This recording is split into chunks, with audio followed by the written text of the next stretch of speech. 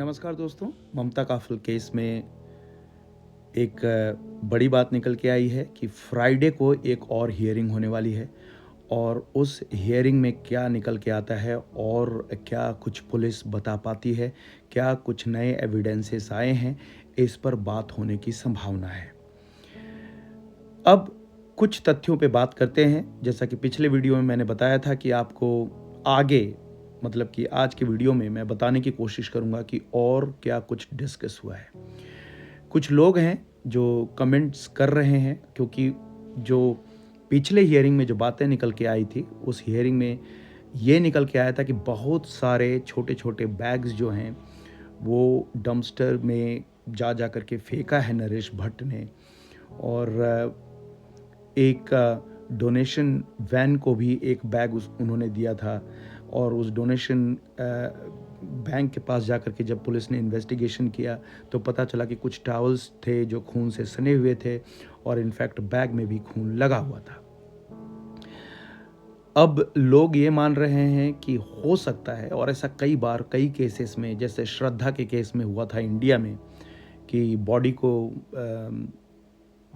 ये वर्ड कहना भी मेरे लिए बहुत मुश्किल है, लेकिन हाँ, टुकड़े करके फिर अलग अलग छोटे छोटे बैग्स में पैक करके अलग अलग जगहों पे फेंक दिया ताकि कोई एविडेंसेस ना मिले। और लोग ये भी कह रहे हैं, कनेक्शन ये भी है कि 3 नाइफ्स इसलिए खरीदे गए थे जिसमें से कि 2 नाइफ गायब है और सारे सबूतों को मिटाने के लिए, सब कुछ साफ करने के लिए 150 गैलन तक के पानी का इस्तेमाल किया गया है। और इसके लिए मैंने तस्वीर नीचे लगाई हुई है कि 150 गैलन कितना पानी हो सकता है, ये तस्वीर आपको बता देगी। तो ये बहुत सी चीज़ें हैं जो इस बात की तरफ ले करके ले जा रहे हैं हमें कि ममता काफिल शायद ही ज़िंदा है। लेकिन उनके जो डिफेंस लॉयर हैं वो इसी बात पे अड़े हुए हैं कि ममता काफिल अब भी ज़िंदा है। लेकिन असलियत मेरे ख्याल से सिर्फ नरेश भट्ट को मालूम है।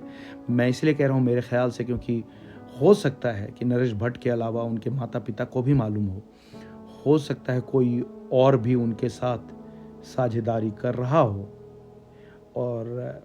और भी हो जो इनके गुनाह में शामिल हो। कई लोग कह रहे हैं कि उनकी जो सो कॉल्ड फ्रेंड है ममता काफिल की, नाडिया, उसे बहुत कुछ मालूम हो लेकिन वो नहीं बता रही। अच्छा, नाडिया के बारे में एक और बात निकल के आ गई है कि नाडिया ने एक तो वो फेसबुक पेज हटा दिया, $20,000 के लगभग उसने पैसे उठाए। अब उन पैसों का कोई हिसाब किताब किसी के पास नहीं देने को तैयार है। जिसने भी सवाल पूछे उसे ब्लॉक कर दिया उसे। अब तो ये मामला है कि उन्होंने वो पेज ही हटा दिया कि आप उसे सवाल ही नहीं पूछे, और न ही वो अब हियरिंग पे जा रही हैं, न ही सर्चेस पे जा रही हैं, नहीं किसी। लेकिन हाँ, एक काम उन्होंने किया है कि एक और GoFundMe खोल दिया है, $10,000 का टारगेट रखा है। अब वो किस लिए पैसे उठा रही हैं?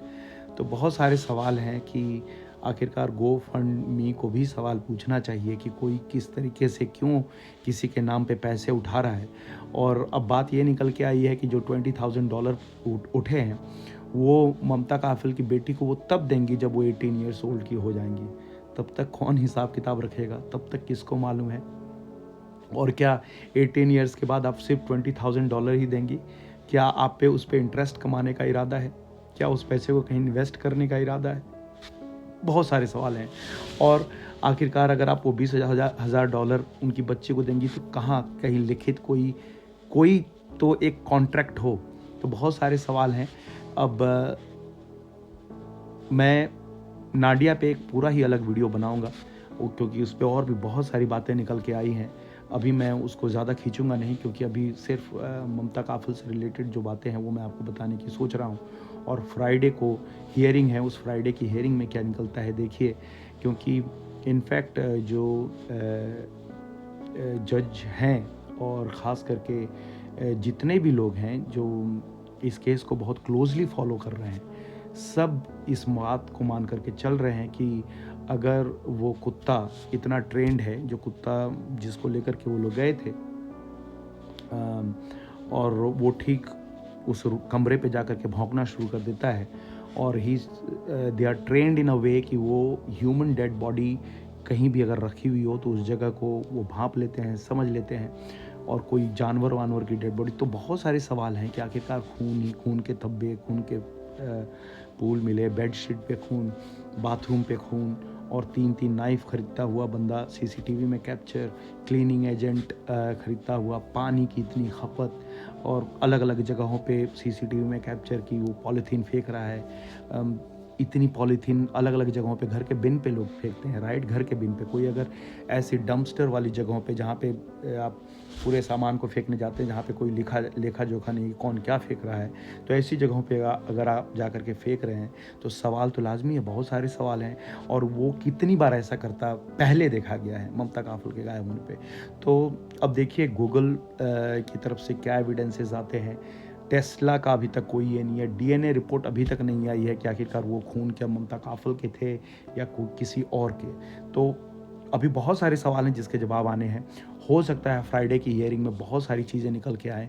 हो सकता है फ्राइडे की हियरिंग में पुलिस ये बता पाने में कामयाब हो कि डीएनए रिपोर्ट भी आ गई है, और हो सकता है कि पुलिस पॉलीग्राफिक टेस्ट के बारे में भी सोचे। अभी तब तक आपको छोड़े जाता हूँ, और उम्मीद करता हूँ कि आप लोग सब स्वस्थ रहें, सब अच्छे से रहें, और अगले अपडेट की जानकारी भी मैं आपको ज़रूर दूँगा।